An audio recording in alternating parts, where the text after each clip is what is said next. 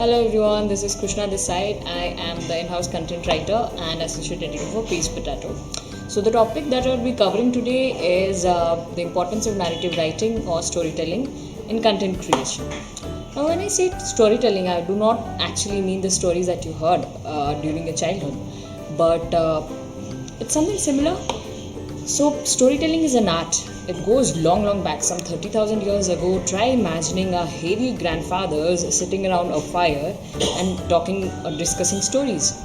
So our human obsession with story is actually scientific. The point is the listener actually gets to live the experience of the teller or the storyteller without actually having to invest anything at all.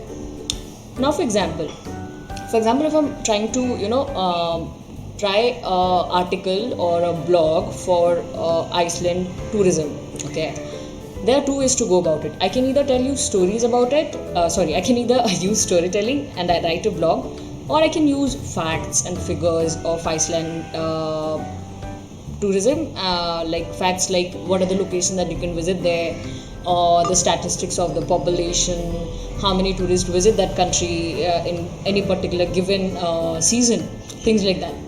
Point is, I'm sure you would like the blog which has more of a experience in it and less of facts. The reason behind this is facts and figures are very hard to remember because life happens, my friend. But then it's easy to remember a memory or an experience. The smarter way to go about this is tell a story in such a convincing manner which can ideally convince your audience to take the action you want them to take at the end of the story. Now, but then there's a tricky part here. When you are using storytelling in your blogs, make sure that you do not get too much into storytelling and miss out the blog statistics or points or stuff like that. So I have 5 pointers that you can use while you are using storytelling as a format in your blogs. They are: know your audience. It's very important to know your audience. For example, try imagining if the listener is a child, you cannot tell story about technology, right? As simple as that. If your target audience is about expectant mothers, you can't talk about the 5 best cocktails in the market today. Make them care. They need to connect. For example, again, going back to the expectant mother target group. If you are pointing out a pain point which doesn't concern them, it's very less likely for them to connect with you. Look at a point which they are concerned about, which makes them connect with you as an author, as a writer. Set a very interesting scene. There should be a background scene, okay, of your story, and that should match. Now when you write a blog, there are tones that you use. It is usually humorous or serious. If you start on a very serious tone, you cannot suddenly include humor in it. That doesn't sound or go very well.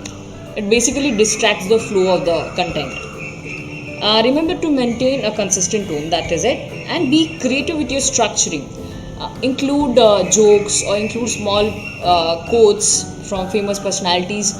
Make sure that the structuring of your blog is pretty decent and interesting. Engage with your audience. Ask them questions, something that they start pondering upon, and ask questions. Yes, engage them. Use tension and keep the suspense, but in keeping the suspense, do not end your content with that suspense, because your audience is supposed to get a sense of accomplishment once they read your content online.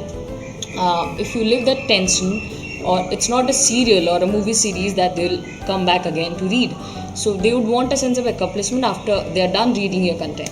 So all these points cover. I hope to see a lot of interesting, informative blogs with storytelling used in them from all you guys. Thank you. Signing off for today.